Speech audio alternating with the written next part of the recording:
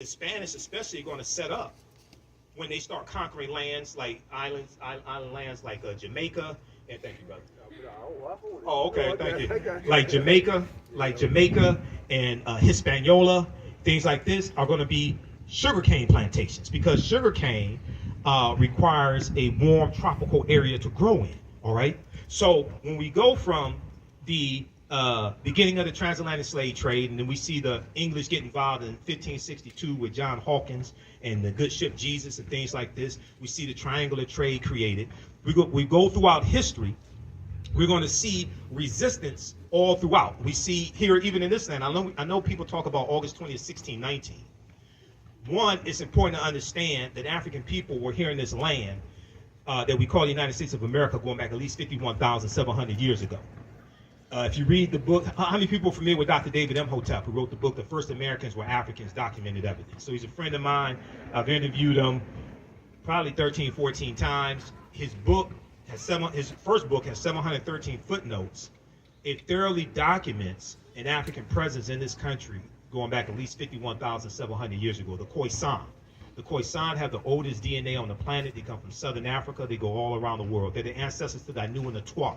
The Twa are derisively or derogatorily called pygmies in European anthropology and archaeology. They go all around the world. They're short-statured Africans. So, yes, African people circumnavigated the globe. Yes, we were already here. But that does not mean the transatlantic slave trade did not happen. Now, the Spanish are the second ones involved in the transatlantic slave trade. They're bringing Africans into the territory we call in the South Carolina, Georgia area in 1526.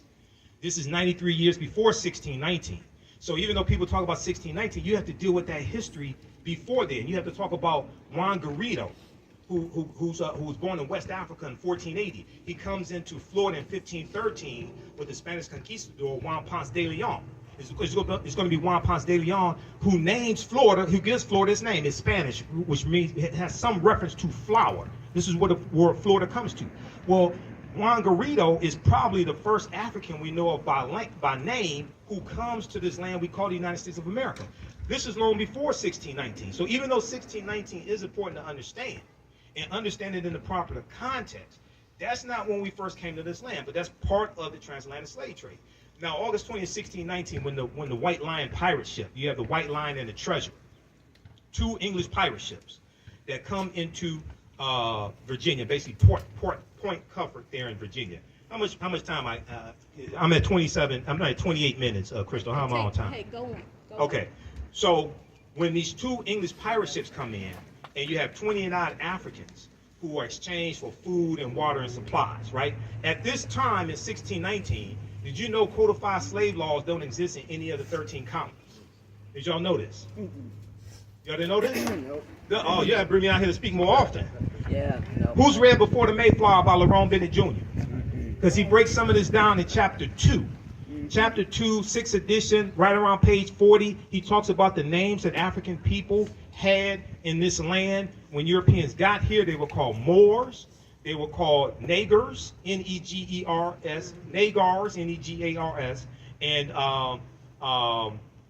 Blackamoors, okay? The word Negro really wasn't used for us at that time. He's talking about in the 1600s, all right? So, and he's talking about the presence of the Moors here when Europeans got here. And then at that time, also in the colonies, the people who we call white people, they weren't referred to as white. They were referred to as either Christians or Englishmen. Okay, so they're exchanged for food and water and supplies. They're put into a form of indentured servitude for about 3 to 5 years and released from that. Some of them go on to own land. You're going to have some Africans who come here, either willingly or unwillingly, who end up owning white indentured servants also. That's a whole nother conversation. Some people don't want to have that conversation. Don't know why, but that's part of the history. Lerone Bennett Jr. breaks this down in chapter 2 of Before the Mayflower. Okay, so this is Juneteenth connects us to the transatlantic slave trade. The first colony to have codified slave laws is going to be Massachusetts, 1641. They come to Virginia about 1660, 1661. The laws are coming to different colonies at different times. Different colonies had their own laws, okay? So some of the slave ships, and I was looking at some information from nationalarchives.gov for the UK. Some of the slave ships, the Triton had 150 African slaves, the Antelope 230, the Juno 250, the Alexander 450, the Baltimore 280, the Polly 400, the Jason 360. We know the good ship Jesus 1562. John Hawkins, who becomes later Sir John Hawkins of Plymouth, England, had 300 Africans as well. And we know that the transatlantic slave database estimates there's about 12 million Africans that are going to be taken out. Now, that's probably a lowball number. We know the people, Dr. John Henry Clark, put the number at about 100 million. Dr. W.B. Du Bois put the number close to about 100 million or so. But whatever number we deal with, we have to also understand this chronology of history as well, okay? So, and it's also important to understand that we fought slavery every step of the way in this country and in Africa. There were wars that were fought. There's a good book by Sylvian Diouf called Fighting the Slave Trade, West African Strategies, Fighting the Slave Trade, West African Strategies. And this book deals with the different types of strategies that we used in West Africa to fight against these European colonizers and fight against the transatlantic slave trade as well, okay? So here in this country,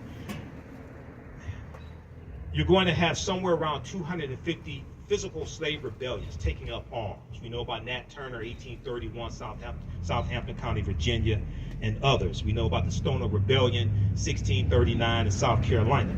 There were other forms of resistance, however. Learning to read and write was a form of resistance, because one of the things that we did when we learned to read and write is wrote our own freedom papers and ran away. That's what some of us did. We wrote our own freedom papers and ran away, because a lot of the slave patrollers that you encounter on the roads, a lot of them were poor white men who were illiterate. They couldn't read or write. So you can give them any paper, say these are my freedom papers, or a travel pass or something like that. Learning to read and write was a form of resistance. Having work slowdowns, slowing down the pace of work was a form of resistance. Poisoning white people's food was a form of resistance, okay? Destroying tools or sabotaging tools, maiming oneself, cutting off toes, something like that. Those are different forms of resistance that we engaged in as well. Okay, so when we have these celebrations, it's important for us to invoke the ancestors as well, and the brother did the libations, which brings in the power and the energy of our ancestors, and it helps reconnect us to our ancestors also. And once again, I'm going to wrap up with this, and we can open up for questions if we can. But when we have these celebrations dealing with Juneteenth, it's important to correct the history and protect the history of Juneteenth and deal with history, political education, economic empowerment, as well as law. Okay, so I want to thank you for your attention. I want to wrap it up there. Usually I end my presentations. Right now, it's correct wrong behavior. It's not over till we win. Wakanda forever. And because Wakanda is a real word, comes from the Omaha Ponca Sioux Indian language, means possessing secret powers, but it's also a Bantu word. It's in Kikongo as well. So Wakanda is a real word. So Asante Sana, can we open it for questions? Okay, let's open it for questions. Did you all learn anything? Yeah. Okay. All right. Thanks. Now, and then I'm gonna have my DVD lecture set up over here. Also, I'll be registering people for 2 10-week online classes that I teach on Saturdays and Sundays. Saturdays is Ancient Kemet, the Moors, and the Ma'afa, Understanding the Transatlantic Slave Trade, where they didn't teach you in school, where we do it thousands of years of history. We do the sessions live. All the sessions are archived and recorded. You can watch it a year from now, 2 years from now. It'll still be there. Sundays, I teach from the Civil War to the Civil Rights Movement and Black Power, 1865 to 1968, which gets deep into this history dealing with Juneteenth, Civil War, Reconstruction, all that history. Okay, any questions? When was slavery elimination in When it end? Yeah, those skills. Well, it ends about right around 1888 in Brazil. Yeah, right around that time, 1888 in Brazil. Yeah. Any other questions? Yes, Crystal. How far? And thanks for inviting me out here, Crystal. Also. All right. How far north?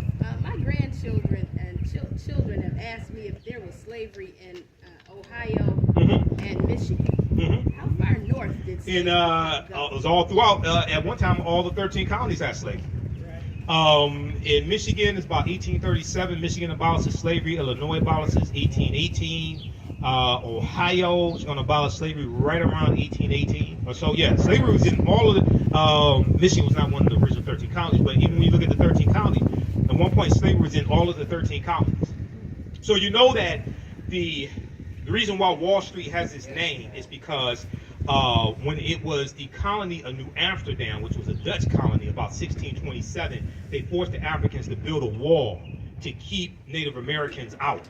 And then New Amsterdam becomes a British colony called New York. So that wall is where Wall Street is today. That's where Wall Street gets its name. And it was African slaves who were traded originally on Wall Street, the physical Wall Street. Not the stock market, but the physical Wall Street. It was African slaves that were traded there. But that's where Wall Street gets its name from. So all of the 13 colonies at one point had slavery. Yes, brother. Jim Reed here.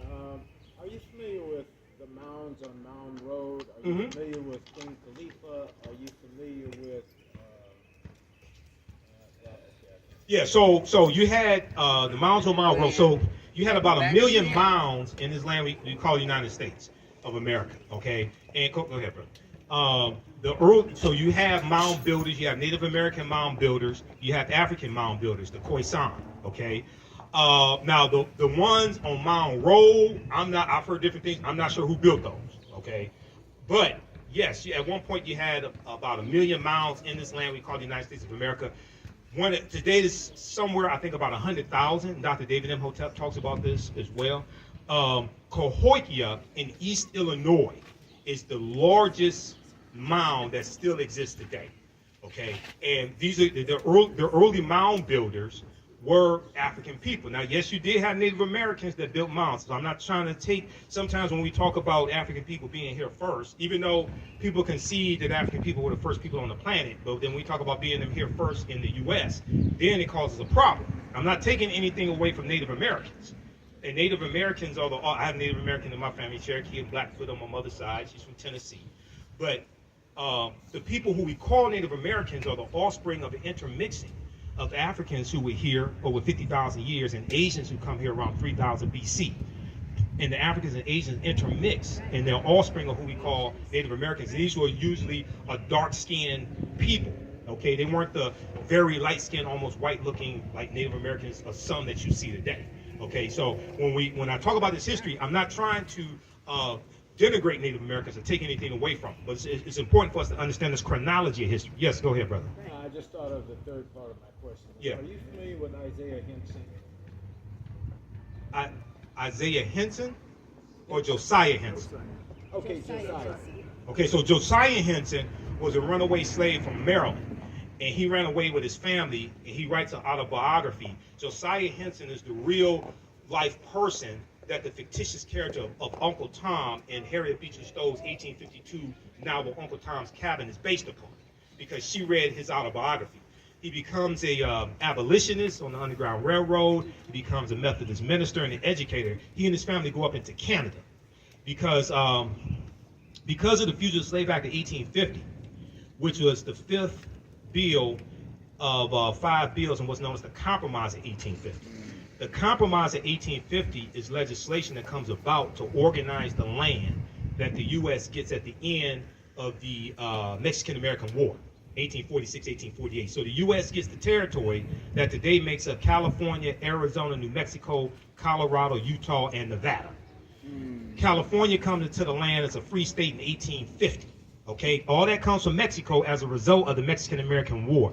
The U.S. pays Mexico $15 million. Mexico loses about 1/3 of their territory.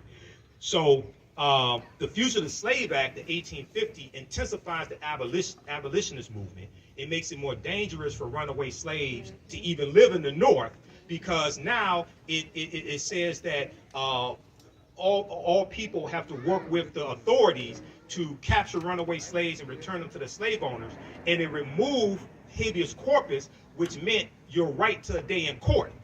Previously, under the Fugitive Slave Act of 1793, the slave owner had to go to court and prove that that person was their slave. The Fugitive Slave Act of 1850 takes away that and calls more runaway slaves to run into Canada. Okay, so Josiah Henson goes into Canada. So that's where he was the real life person that Uncle Tom is based upon. And Uncle Tom was not the not the way that the stereotype of Uncle Tom was that he was subservient to white people and things like this. Now that was Sambo. Sambo was a slave who followed the slave master Simon Legree around and told him where the slaves were hiding, who were running away, things like this. Uncle Tom was the slave who refused to beat black women. He was the slave who took cotton out of his sack, put it in the other slave sacks who didn't meet their daily quota, things like that. That's who Uncle Tom was in the book. Okay, there was a 1912 movie, about 1912, a short movie about 30 minutes, that depicted Uncle Tom as being subservient to white people, docile, obedient. So that may be where the slur, the stereotype of Uncle Tom comes from. But that's not the Uncle Tom in the novel, and that's definitely not Josiah Henson. That was written by Phyllis Wheatley. Right. Uncle Tom's Cabin was written by Harriet Beecher Stowe, 1852. Now, Queen Khalifa, I've been doing research on Queen Khalifa. Now, some sources say she was a fictitious queen. Some say she was a real queen. I don't know whether she's fictitious or not. It's believed in quote, it's believed that California is derived from her name. I don't know that for certain. Any other questions? Okay, we'll go over here and then go to this brother here.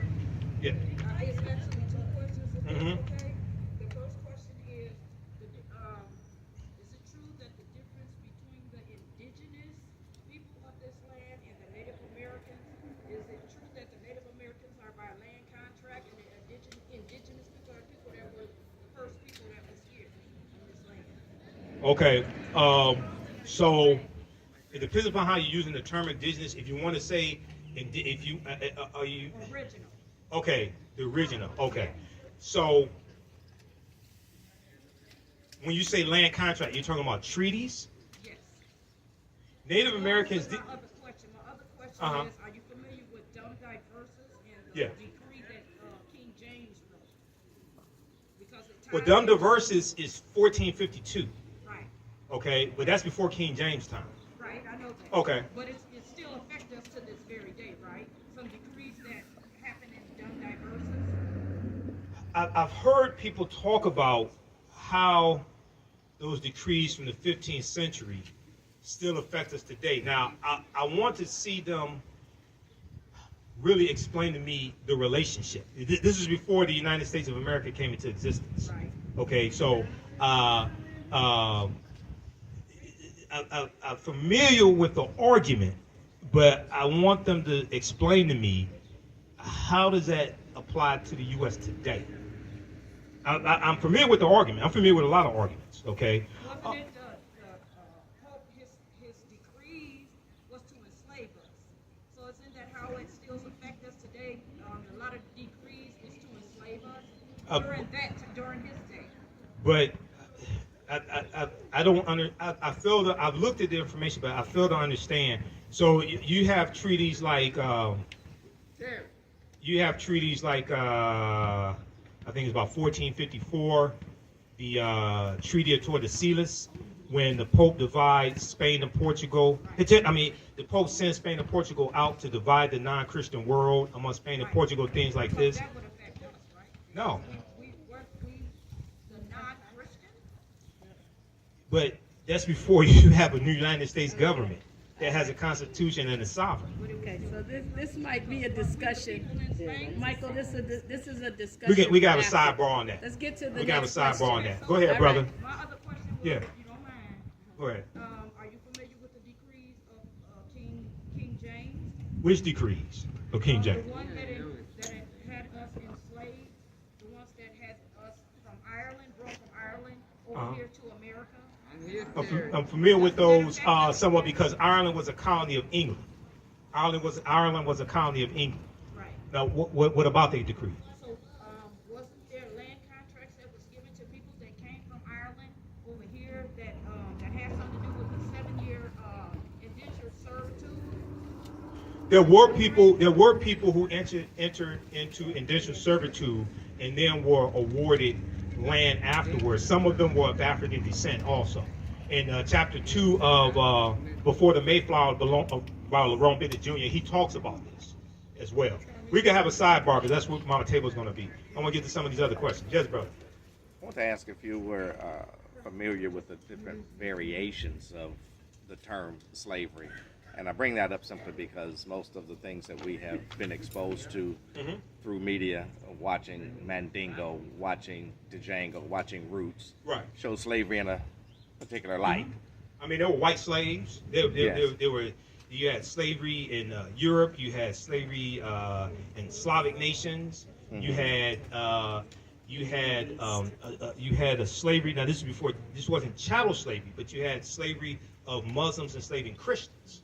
Some of those Muslims were Moors enslaving white Christians. Okay, so you had different types of slavery. The one here in the U.S. was a chattel slavery. After, now, not in 1619. Chattel slavery didn't exist in the 13 colonies in 1619. But later, after it's going to be developed, you're enslaved for perpetuity. So your children are born into slavery. Okay, you're enslaved for perpetuity, which was different than other forms of slavery, even though other forms of slavery were wrong. Okay, but here you're you're a slave because of quote unquote race, which is a made up construct. Okay, 2, you're enslaved for perpetuity, forever.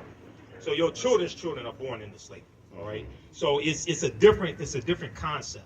So, and this has to be a distinction has to be made, because then when we talk about repairing the damage of slavery, what some people call reparations, then the other people say, well, everybody has slavery. No, that was different than what happened here, and slavery was written into the U.S. Constitution. Right. Well, my point is, by showing what we've been exposed to media-wise, I made a personal trip to the plantation in New Orleans where they filmed Django. Django Unchained. Yes, and they gave us a tour, but explained slavery in that particular area, and they described it in a way that was much more different from what we have seen in the media. It was almost like slavery was cooperation between the slaves and the slave owners, and they had rights down there that were respected by law. Some different states had different laws and different levels of slavery also. For instance, so in Virginia, it was legal for slaves to learn to read and write up until 1831. 1831 is when you had the Nat Turner Rebellion, because Nat Turner was literate and he could read and write, and he could read the Bible, and he used the Bible as a tool to teach his people that they should be free. So after the Nat Turner Rebellion, after he was captured and executed, the state legislature passed a law to then ban teaching slaves to read and write. So different colonies, different states at this point, different states did have different laws. Okay, and you had states that abolished slavery before others. Massachusetts is one of them, around somewhere around 1780. Vermont's going to be the first one, 1777. So there were different variations. It wasn't just like the same thing all throughout all the states. There were different variations based upon which state you're talking about. Okay. Any other questions? And then I'll be over on my table. So we have my DVD lectures. You can register for my online history classes. I teach on Saturdays and Sundays also. We have them at a discount. Yes. Could I have one question? One last question. Okay. Now, to my understanding, there was a part of what they call the slave Bible, where the slave master would take certain parts of the Bible and put them in text to be allowed to, teach the slaves about slavery. Like be kind to your master, be honorable to your master. In other words, they would take certain segments of the Bible to try to promote, yeah. They call it slave Bible. And they were allowed to Right. preach those parts of the Bible. Okay. In various states, yeah, you're gonna have that. You're gonna have that happen. And what should I name? This is the vote our children made. One kid, he wanted to know what name should we give to this ship. What name should we give to the ship? Right. Yeah. Well, yeah. What do you think is a good name? Because I told him I don't know. I think definitely not Amistad. But what do you think? The Amistad comes to mind because those Africans won their freedom in the U.S. Supreme Court because the international transatlantic slave trade was abolished in 1807 and went into effect January 1st, 1808. So that helps form a legal argument for reparations also, by the way. That's based upon Article 1, Section 9, Clause 1 of the U.S. Constitution. You can call it the you can call it the Amistad. You can call it the